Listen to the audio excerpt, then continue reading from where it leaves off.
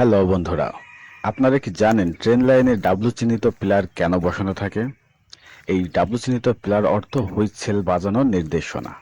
আর এই ট্রেন চালক যখন চলাচল করে এই বোর্ড দেখে হুইসেল বাজায়। আর এটি বসানো থাকে বিভিন্ন জায়গায়, যেমন ছোট বড় সেতু, কালভার্ট, স্টেশন নিকটবর্তী স্থান, জনবহুল এলাকা, রেল লাইন সংলগ্ন জনবসতি, একই এলাকায় থাকা এক বা একাধিক রেলগেট ও রেল লাইনের পার্শ্ববর্তী হাটবাজার বা কর্মব্যস্ত এলাকা ইত্যাদি লোকেশনের নিরাপদ দূরত্বে এই হুইসেল বোর্ড স্থাপন করা থাকে, যা ট্রেন চালক দেখলে হুইসেল বাজান, যাতে মানুষ সাবধান হয়ে রেল লাইন থেকে সরে যায় এবং রেল লাইনে কাটা পড়া থেকে রেহাই পায়।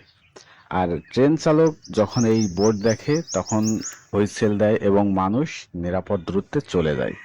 অনেকে বুঝতে পারে না যে এই ডাব্লু চিহ্নিতটা কি। অনেকে ভাবে এটা হয়তো দুই দিকে দুইটা লাইন চলে গিয়েছে এরকম চিহ্ন, কিন্তু না, এটা ট্রেন চালকদের একটি সংকেত, যাতে ট্রেন চালকরা এই সংকেত দেখে হুইসেল বাজাতে পারে।